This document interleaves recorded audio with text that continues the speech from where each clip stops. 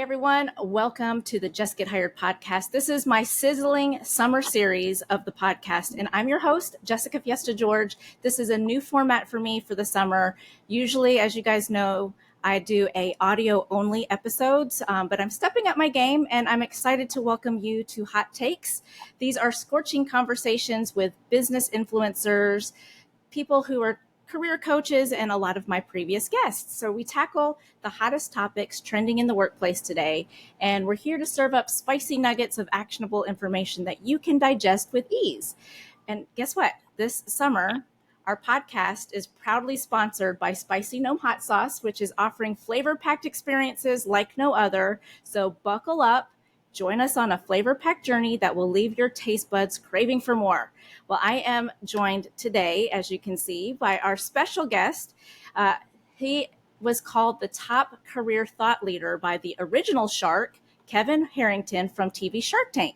And despite being a strong introvert, falling asleep during his first interview, and being the first generation in his family to graduate from college, he's gone to lead both startup and Fortune 100 teams across multiple countries with about $1 billion in strategy responsibility. And he's helped tens of thousands of job seekers to find better jobs, from fresh college graduates all the way up to C-suite executives. And he spent 24 years interviewing thousands of successful senior executives to research what does and what doesn't work in career success, including job search. So he is the CEO of Career Success Secrets. So I'm welcoming in Mike Tomasello.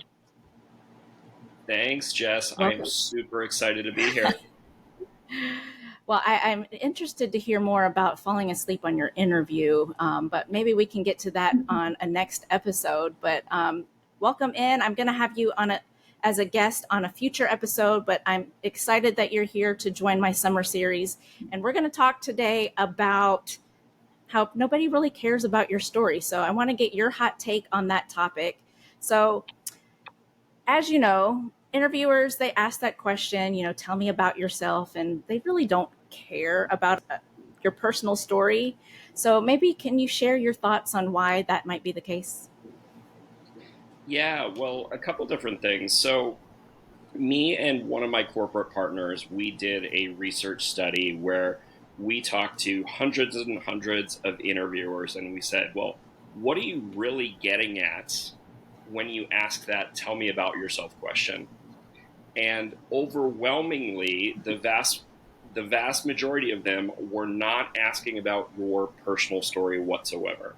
Now, the confusing part for a lot of people is the question's really general, the question's really vague, and actually a lot of different interviewers mean different things by it. So it's totally justifiable that people are confused by the question. Okay. Well, I know when people ask that question, the immediate thing for an interviewer is to go into like personal details about themselves, their dogs, where they went to school. Sharing personal details like that in an interview, you and I know as being in this business, that's probably not the best way to set yourself up. But what are some common misconceptions that you think that job seekers have when they have to answer that question and sharing personal details? Yeah, well, there's two different ways that I would tackle that I think is helpful for you as a listener and preparing for your interviews. And that's one, assume everything is professional, not personal. Okay. Assume everything's professional, not personal. The second guideline I would say, because it's not entirely true that they don't care about your story, but they don't care about your story unless it's relevant.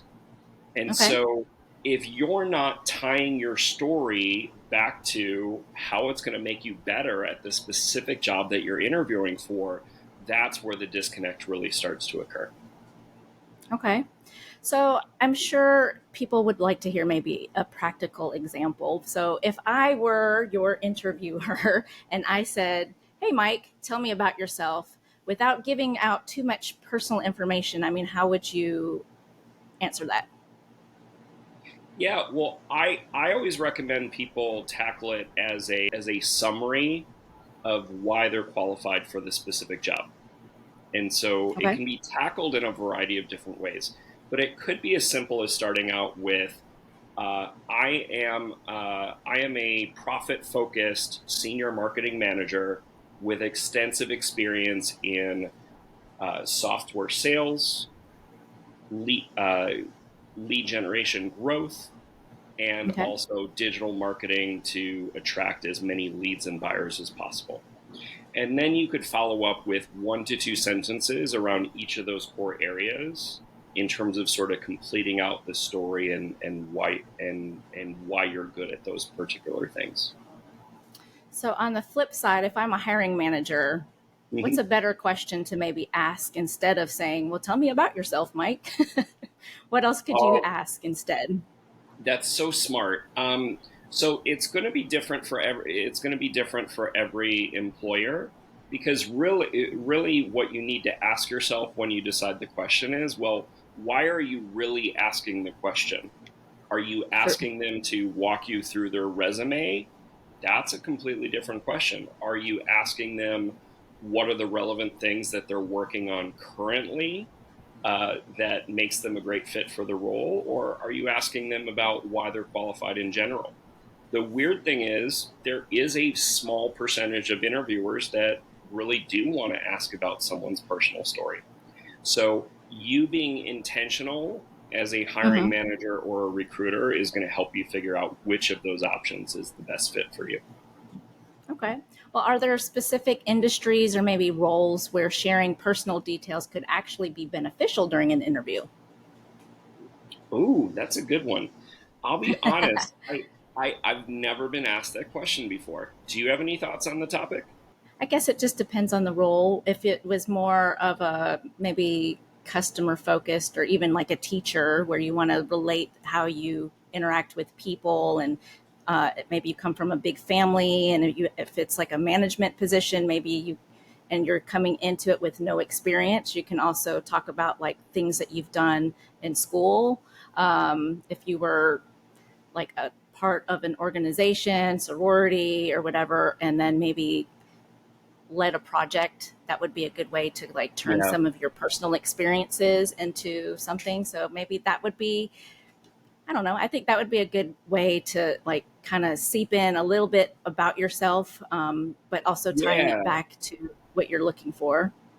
Yeah, I think those are some great examples. What I always tell people is, well, you can choose to share some personal details if you think it makes a stronger argument about why you're a great fit for the position. So if you're interviewing for something that technically you've never done before, and there's a lot of potential rejection involved, such as a Mm. sales role or whatever, and you have an awesome overcoming adversity story in terms of what you've had to go through growing up or earlier in your career, those stories absolutely can pay off. So ask yourself, is there anything in my personal story that will make me a stronger candidate for specific job title? And that will give you the answer in terms of whether it makes sense for you or not. Okay. Now, there's a lot of candidates who naturally tend to just share, you know, they're oversharers, and then they just go down that rabbit hole of telling too much personal information. What if you find yourself just sharing a little bit too much? How would you coach someone to bring in the reins a little bit so that maybe they change the conversation to focus more on their skill sets versus something more personal?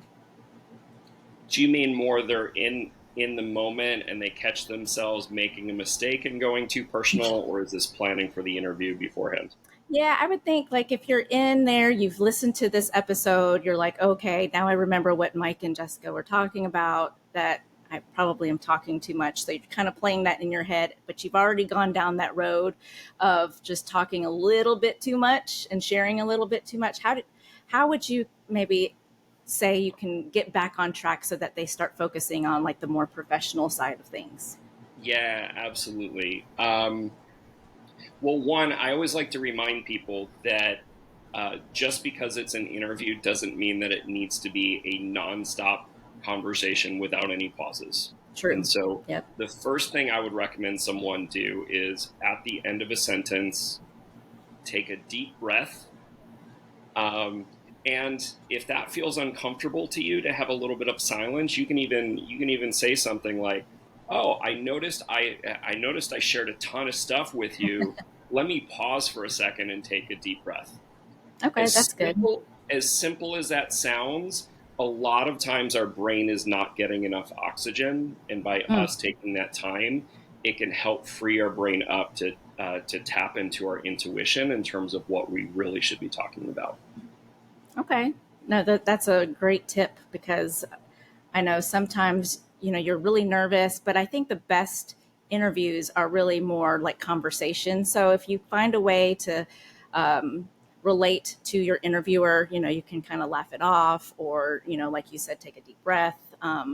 But yeah, great points. So, your hot take today is that your story doesn't matter. So any other tips and tricks to help our listeners? Yeah, uh, so to summarize how I view the tip, it's your story doesn't matter, your relevant story matters. Okay. And so a lot of people go into their interview and they think just because they read the job description once and they got the interview that they don't need to go back to that job description. Okay. Even if they're interviewing for 5 different places and they all have the same job title, there's some sort of nuance to that company or that industry or the duties they're asking you to ask for.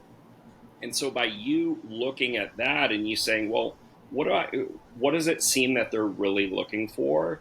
Then you can figure out what aspects of your background are going to be the most relevant. And that could be going back to your resume and refreshing your memory. That could be taking a deep breath and trusting your intuition. There's a lot of different ways to tackle that. Awesome.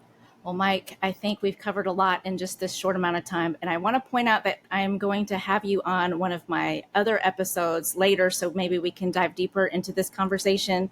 But what would be the best way for listeners to find you if they want to reach out? Yeah, the easiest way to find me is on social media. I prefer that you check out what I'm saying and what I'm sharing there. My handles, I believe, are going to be available on with the podcast episode, and so you can Right. find me at Career Success Secrets. Awesome. Well, follow him. I've been following you since our Clubhouse days. All But we're right. on Clubhouse. We're connected on LinkedIn. We are on Twitter. I am now on Threads too. So we're all connected somehow. But I'm excited to have you back on my show here sometime in the next couple of weeks. So, like Mike said, I'm going to have all of your links in the show notes and then on my website. So stay tuned because we're going to have more frequent episodes on video featuring your favorite LinkedIn and business influencers. And if you're ready to spice up your life and your career, make sure you go visit spicygnome.com and then visit jessgethired.com, which is my website. And that's going to have all the details on who I am, what I do, and all of the guests that I've had on my show. So my name is Jessica Fiesta George, your host of the Jess Get Hired podcast, and I'll catch you on my next episode.